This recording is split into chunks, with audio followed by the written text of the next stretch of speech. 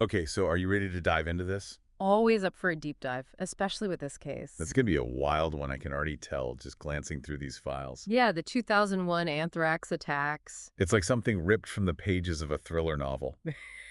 Yeah. Es- Sending chills down my spine just thinking about it. I get it. It's like a story you'd think was too crazy to be true, but it was very, very real and terrifying for a lot of Yeah. Oh, people. absolutely. And you know what gets me the most is the fact that we're talking about anthrax here. Right, a literal biological weapon just sent through the mail. Exactly. It's like stepping back in time, Yeah. with a bio attack happening in this day and age. Yeah, the whole thing just gripped the nation. The science behind it, the mystery, the very real fear that this wasn't just some isolated incident. Exactly. So before we go any further, I think it's important to take a step back, right, Mhm. and really lay out the groundwork for our listeners.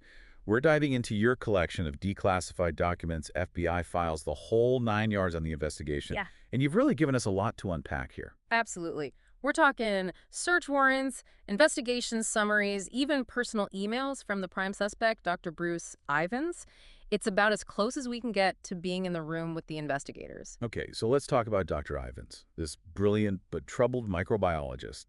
From what I've read, he was no stranger to the world of anthrax. Yeah, he was practically married to it. Dr. Ivins was deeply involved in anthrax research, specifically the development of an anthrax vaccine. Which is kind of ironic, right? The very thing he dedicated his life to preventing became the weapon at the heart of this whole tragedy. A dark irony for sure. Okay, so the FBI zeroes in on Dr. Ivins, and they're building a case. But what was the smoking gun? What definitively linked him to those attacks? Well, it wasn't just one thing. It was a combination of factors, a web of circumstantial evidence that ultimately led them to him. Okay, so paint me a picture then. What were the biggest red flags that popped up during the investigation? What set Dr. Ivins apart from all the other researchers working with anthrax? Well, the first big clue, the one that really narrowed things down, was the anthrax itself. See, the strain used in the attacks, it was a specific type called the Ames strain. Ames strain, got it. And what's so special about this particular strain? It wasn't just any anthrax lying around. This Ames strain was mostly found in a limited number of high-security labs around the world. Okay, so that narrows down the suspect pool significantly. It's like finding a fingerprint at a crime scene. Exactly. And guess who had access to the Ames strain? Dr. Ivins. Bingo. He was working with it at US AMERD, the Army's infectious diseases lab. Talk about a major coincidence. That's more than a coincidence. That's a huge lead for the FBI. Right. It's like finding out the suspect in a murder investigation owns the same rare poison used on the victim. Hard to ignore that. So, anthrax itself was a huge red flag. What else did they uncover? The documents mentioned something about his mental state. Yeah, so as they dug deeper, they started uncovering these really troubling details about Dr. Ivans's mental health. We're talking paranoia, delusions, even a fear of losing control. Was this something new, or was there a history of mental illness? That's the million-dollar question. It's hard to say for sure, but his emails, especially those sent late at night, really paint a picture of a man spiraling. You can practically feel the anxiety and fear seeping through the screen, right? Yeah, it's eerie. And what makes it even more unsettling is the timing of these emails. They often coincided with key moments in the investigation, almost like he was aware of how closely they were watching him. So they have the anthrax link. They have this concerning psychological profile emerging. What was the turning point in the investigation? What was the thing that really shifted their focus solely onto Dr. Ivins? It's interesting because it wasn't a sudden breakthrough moment. It was more like a slow burn, a gradual accumulation of evidence that painted a picture of suspicion. So what were some of those key pieces of evidence that started to build that picture? Well, remember how Dr. Ivins was deeply invested in the anthrax vaccine program? Right, he devoted his life's work to it. Exactly. But here's the catch. In the months leading up to those anthrax attacks, the vaccine program hit some major roadblocks. Scientific criticism, production issues, it was all falling apart. So his life's work, everything he'd poured his heart and soul into was crumbling around him. I can only imagine the pressure he must have felt. Imagine the stress, the fear of losing everything. Now, we have to be careful not to jump to conclusions here, but the FBI theorized that maybe, just maybe, those attacks coming right after those setbacks were a way for Dr. Ivins to become some sort of twisted savior. You mean like a way to show everyone just how real the anthrax threat was, to make them see it as he saw it, to save the program he believed in so deeply. It's a chilling thought, but the timing is certainly suspicious, and it gets even stranger. Oh, I love a good It Gets Stranger moment. Lay it on me. Remember those anthrax letters? The ones that were traced back to a specific mailbox in Princeton, New Jersey? Right, right. The documents go into a surprising amount of detail about how they were able to pinpoint that mailbox. Yeah. It's like something straight out of a detective novel. Hold on to your hats, because this is where things take a very strange turn. The FBI uncovers this seemingly random connection between Dr. Ivins and, wait for it, a sorority. Wait a minute, back up. A sorority. What does a sorority have to do with any of this? I know, right?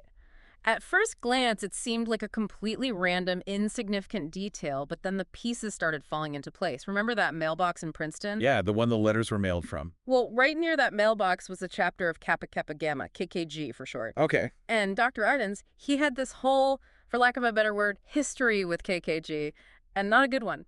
Hold on. Are you saying Dr. Ivins had some kind of obsession with this sorority? What do you mean history? Yeah, history might be putting it lightly, actually. The documents suggest it went way beyond a passing interest. We're talking about potential harassment, even vandalism. Seriously? Vandalism? Like, what, spray painting their sorority house or something? It wasn't entirely clear from the files, but it was definitely enough to raise eyebrows, and the fact that he used aliases and multiple email accounts to engage with them online, super sketchy. Okay, yeah, that's not a good look. So we've got this desperate attempt to save a failing program, a possible geographic link, and then there's this whole other layer with the sorority and the vandalism. It's a lot to process. But what about the anthrax itself? Did they ever find any hard evidence directly linking it to Dr. Ivins? Well, that's where things get even more complicated. You see, proving a direct link in a case like this is incredibly difficult. Oh, I bet. It's not like he left a signed letter behind saying, hey, it was me. Exactly. We're talking about microscopic spores here, not exactly something you can trace back with traditional forensic methods. So how did they even begin to connect those anthrax spores back to Dr. Ivins? It all boils down to that AIM strain we talked about earlier. Remember, the one found almost exclusively in high-security labs? Oh, right, right. The super rare strain that narrows down the suspect list. Precisely. Now, within that already limited pool of AIM strain samples, there was this one flask. They called it RMR 1029. RMR 1029. Okay, I'm writing this down because I have a feeling it's important. Oh, it's a big one. See, this flask contained what they called the purest and most concentrated batch of AIM spores known to exist. Wow, so like the motherlode of anthrax, basically. Pretty much. And guess what? Don't tell me. Dr. Ivins was in charge of it. You got it. He was the custodian of that flask. Okay, now that feels like a smoking gun. Right. It's a huge piece of the puzzle. But here's the thing about this entire investigation. A lot of it hinges on circumstantial evidence. The FBI was building a case based on patterns of behavior, inconsistencies in Dr. Ivins' stories, and what they called a consciousness of guilt. Okay, I'm intrigued. What kind of patterns are we talking about? Well, his lab access records, for one, they found this clear pattern of Dr. Ivins working late at night, particularly around the times those anthrax letters were mailed. Late night lab sessions. Okay, that sounds like something straight out of a thriller movie. What was he doing there at those hours? That's the million-dollar question, isn't it? He tried to explain them away, said he was just a dedicated scientist burning the midnight oil, but his explanations were often vague. They didn't always add up. And then there's the whole issue of the anthrax samples he provided. The documents mentioned something about misleading samples. What was that all about? So remember RMR 1029, that flask we were just talking about, the one with the super pure Ames strain? Well, during the investigation, the FBI had asked all the labs with the Ames strain to submit samples. Makes sense, trying to compare and contrast and see if there's a match. Exactly. But when they tested the sample Dr. Ivins provided from that specific flask, RMR 1029, it didn't match the anthrax used in the attacks. Wait a minute, what? How is that even possible? Uh, If it was from the same flask, shouldn't it be an exact match? You'd think so, right? It wasn't until they actually obtained a sample directly from the flask itself, which they had seized earlier in the investigation, that they finally got a genetic match. Are you serious? So it was like he was almost trying to throw them off his trail to mislead the investigation. It certainly seems that way, right? Like he was trying to create this illusion of cooperation while simultaneously covering his tracks. Wow.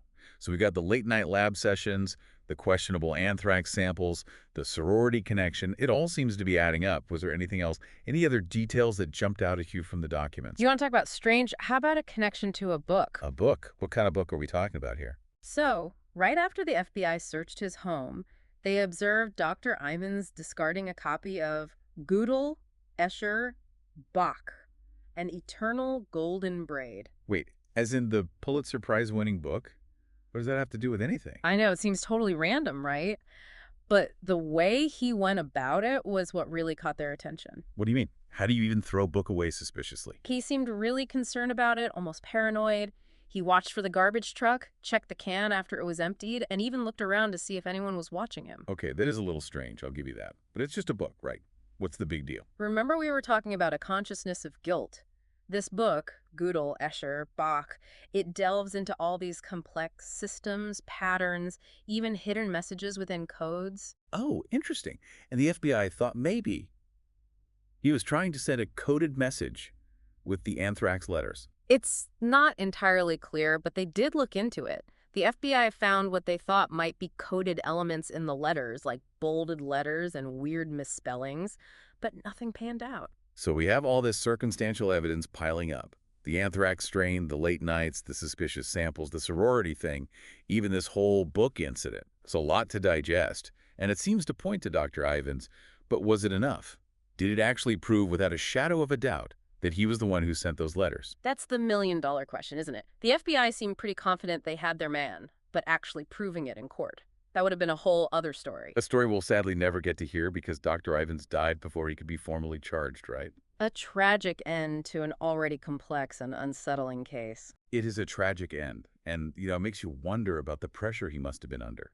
Facing those charges, the possibility of life in prison, it's heavy stuff. Absolutely. And it's easy to get caught up in the whodunit aspect of it all, but this case, it has these far-reaching implications that go way beyond Dr. Ivins himself. Right, like how could something like this even happen in the first place? Exactly. I mean, we're talking about the future of biodefense research, the security of these labs, the whole ethical landscape. This case really threw a wrench into everything. It's kind of terrifying when you really think about it. This knowledge, this expertise that can be used to develop life-saving vaccines and treatments, it can also be used to create weapons of mass destruction. Exactly.